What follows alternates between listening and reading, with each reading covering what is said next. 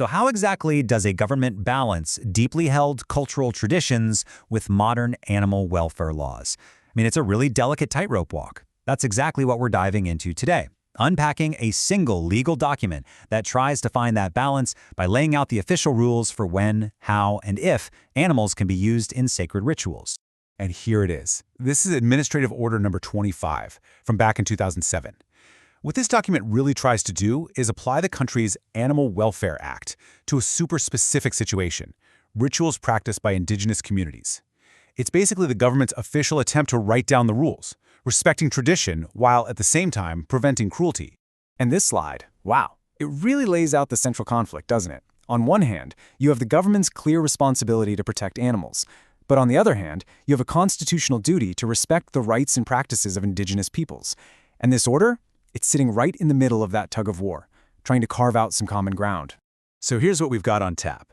First, we'll get the definitions down, so we're all speaking the same language. Then we'll jump into the actual rules for the rituals themselves. After that, we'll look at what's a definite no-go, what's strictly forbidden. And finally, we'll see what happens if you break those rules. You know, the cost of cruelty. All right, let's kick things off with the definitions. Because, to really get a grip on these rules, you have to speak the language of the law. This order is super specific with its definitions to make sure there's no confusion. So let's quickly run through the most important ones. So let's start with the absolute basics. What even counts as an animal, according to this law? It's not just about biology. The key here is the ability to feel. The definition specifically says, any living being that has feelings and the power of voluntary motion. And that little phrase, has feelings, that's really the philosophical cornerstone for this whole thing. Okay, next up is something called customary law, and this is a big deal. This means the government is officially saying, hey, those unwritten traditional rules that have been passed down for generations, they count. They have real legal weight. This becomes the foundation for protecting the very traditions this law is trying to regulate. The order then tells us what it considers a ritual. It's not just any old get-together, it has to be an established procedure linked to worship or ethnic customs. That's a really important line to draw because it separates these protected cultural practices from just any other activity. And that brings us to the word sacrifice. And the law gets super specific here. It's not just any killing. It's the act of killing an animal as an offering, as part of one of those rituals we just defined. It's this very narrow act that all the other rules are going to focus on. So, now that we have the key terms down, the law lays out its first big rule. And it's a major one. Not every animal can be used.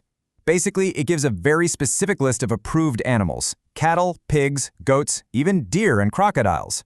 And if an animal is not on that list, well, using it in a ritual is illegal. Simple as that. It's a clear line in the sand right from the start. Okay, now we're getting to the real heart of it all. The specific rules for making sure animals are treated humanely before, during, and after a sacrifice. And trust me, this is where things get super specific. So they break the whole process down into three main stages. First, you've got what happens before the ritual, how the animal is kept and cared for. Then what happens during the sacrifice itself, the methods you have to use, and finally, what you do afterwards, all about reporting and proper disposal. So if we look at that before stage, it's all about making things as stress-free as possible for the animal. You've got to provide food and water, a clean space. It has to be free from unnecessary restraint. And look at how detailed this gets. If you have to use a rope, it has to be at least ½ an inch thick so it doesn't injure the animal. Even chickens get their own rules for how to handle them properly. Now, for the actual moment of sacrifice, the law lays out these very specific, approved humane methods. And what's really fascinating here is how they seem to mix traditional techniques with modern veterinary science. For dogs, it has to be a single, swift cut to the carotid arteries. For Carl Kubos, they require using a tool called a puntilla to sever the spinal cord before the final cut. For pigs, puncturing the heart is an approved method. See, each rule is designed to make death as quick and as painless as it can possibly be. So, okay, we've seen what's allowed, but the order goes a step further.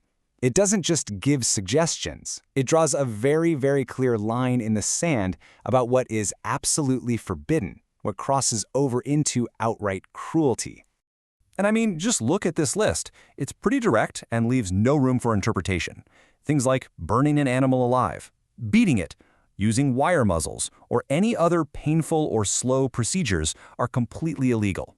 This part of the law basically says, look, we respect tradition, but these specific acts, they cross the line into punishable cruelty.